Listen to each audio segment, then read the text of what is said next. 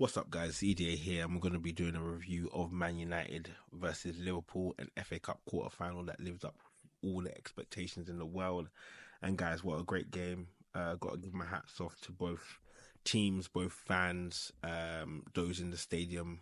Wow, it seemed like a big game, not only because of two of the greatest teams and their storied rivalry, but the fans made it feel like a big game. Old Trafford made it feel like a big game.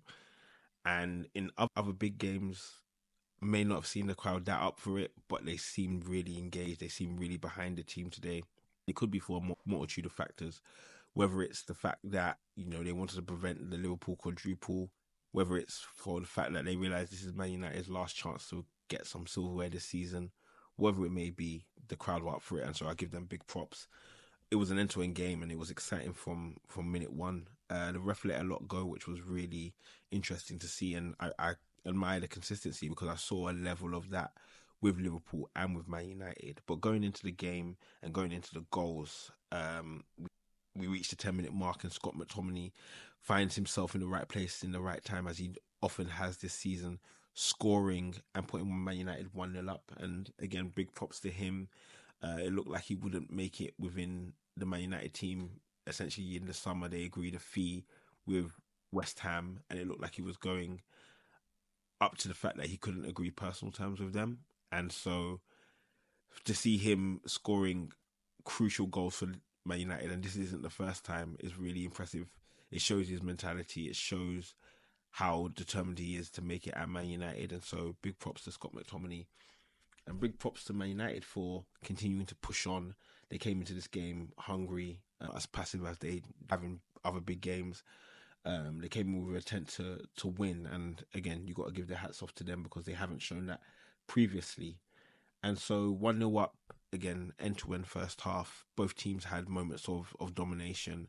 But as the half went on, Man United seemed to wane in terms of their intensity and in terms of their structure. And Liverpool looked to kind of pick it up and find their groove after looking a little bit tired to start the game. And in a series of unfortunate events, Man United concede two goals in a space of around 2 minutes to end the half. One, the McAllister goal, which took a slight deflection going in. Again, both goals were caused by the same issue. Man United being really, really poor out of possession and allowing Liverpool players to have way too much space and create moments when there shouldn't have been any moments. And so the second goal, which was 1 minute after McAllister's goal, was a shot which was saved by Onana but landed in the perfect path of Salah to make it 2-1. And as a Man United fan, as a Man United player, I would have been bitterly disappointed to be going into half-time 2-1 down. We probably deserve to be going in, 1-0 up, 1-1 at worst. 2-1 down, that would have, potentially have led to some heads down. It didn't look like that going into the second half. And so 2-1 down, Man United seemed to continuously find their way in the game, affect the game where they probably haven't in the past. And Liverpool seemed to get a little bit tired. The effect of the Europa League games, the effect of the league schedule, the effect of going on a quadruple run has its effects on the squad, and especially with the injuries that they've had, they seem to wane. And so towards the end of the second half, it seemed like a reverse of the first. Man United seemed to grow into the second half, and Liverpool seemed to peter off as opposed to the first. And the unlikely hero Anthony stepped up with a moment of genius, a moment of quality, and it's what has been lacking from his spell at Man United so far. But he produced it to send the game into extra time, and we need to see more of that coming into the Premier League. That was the expectation for Anthony, that he would be that kind of player, and we need to see more of it. We need to see his quality because he seemed to have it all, and not only in the Dutch league but in the Champions League. And so Man United fans will be looking for more of that. Going into extra time, game looked really, really tight. Liverpool looking tired, Man United not wanting to make a mistake. Unfortunately for Man United, they did make a mistake, and that was to allow Harvey Elliott to have so much space. Again, it's their out of possession shape is poor, and they allow Harvey Elliott to have another striker, Onana, uncontested, isn't being closed down well enough. And again, another deflection leads to a goal, and this deflection actually sends Onana in the opposite direction. Again, you'd expect Man United heads to drop down, then think that the game is over. But they kept fighting, and I've got to give them credit for that. Liverpool, on the other hand, looked so leggy, looked so tired, and it looked like this game wasn't going to make it to penalties. Either they would hold on, or Man United would just break them down. And before you knew it, Rashford, who had missed a number of opportunities since he had come on, finally found the back of the net, showing his technical quality, showing his brilliance, which had left him for his previous finishes. And he brought Man United and Old Trafford to its feet with that goal. And it seemed like all the powers that would be were pulling for a Man United victory, because Liverpool looked dead physically. The takes were creeping into their game, and it paid off when Liverpool had an attacking corner and the ball spilled to the edge of the box. Harvey Elliott couldn't deal with it, and Man United countered, and Ahmed was fed through to finish and get the winning goal. In the process of scoring that winning goal, he was also sent off. But that again is what a moment for him as a youngster at Man United. He continues to show his quality and class. I watched him all of last season at Sunderland. Boy's quality. He's going to be a player, no doubt about it. If it's at Man United, it's to be seen. The standards and the levels are very high, and you're never sure what opportunities players are going to get. But for him to have that moment to score, amazing. For him to get sent off, not so great. And so Man United saw out the rest of the game. After that, Liverpool didn't look like they had anything left. You can't blame them as well.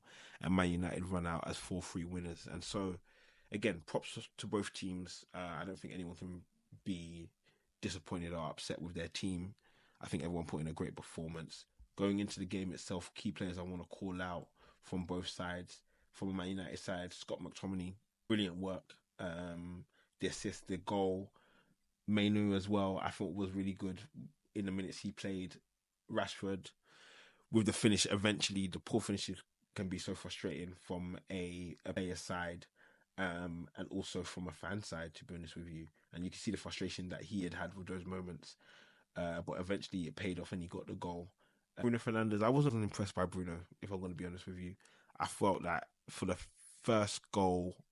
second goal, he was at fault. He was too weak as a captain, as a leader.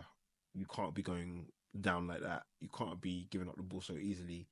A bit of toughness would have really been good to see there. From Liverpool side, again, McAllister with his goal. Diaz, Nunez have moments of brilliance, but they have so many frustrating moments as well. But again, those are the kind of enigma players which can either win you a league or lose you a league. And so you have to take the good with the bad when it comes to those kind of players. So again, props to both teams. A really good fought out game. Again, Anthony with the goal. Got to give him his props. Ahmed Diallo with the goal and sending off. Less than desirable, but again, he's all he would really care about is the goal. Harvey Elliott with his goal as well, and Conor Brady, who came off the bench and delivered a great performance as well. In terms of the end-to-end nature of the game, as you can see, it ebbed and flowed. Liverpool had moments, especially in the second half, where they could have taken even more control. But as the game went on, as you can see, Man United got more and more control, and this is more control than they're used to. Let's be honest with you, Man United are not used to having this amount of control, even against some of the smaller teams. So again, big props to them, and they'll be going on into the semi-finals to play Coventry, and they should really be getting into the finals against Chelsea or Man City with big opportunity to get some silverware, because they will need it. They will need it. Looking at the rest of the game stats, we had 42% possession for Manchester United, which is to be expected. They did, however, have 3.36 XG compared to Liverpool's 2.06 XG, 28 shots to 25, 11 shots on target per team, 4 big chances for Man United compared to Liverpool's 1, and 3 missed big chances for Man United as well. So, again, game, a lot of shots, a lot of opportunities that each team had, and again, big props to both teams because it was a really exciting game. As mentioned, I'll give Scott McTominay my man of the match for his impact in Man United's win. Guys, hopefully you've enjoyed this review. Please feel free to leave a like, subscribe for more football content. We'll be coming back with more as we look forward to the week ahead. Peace.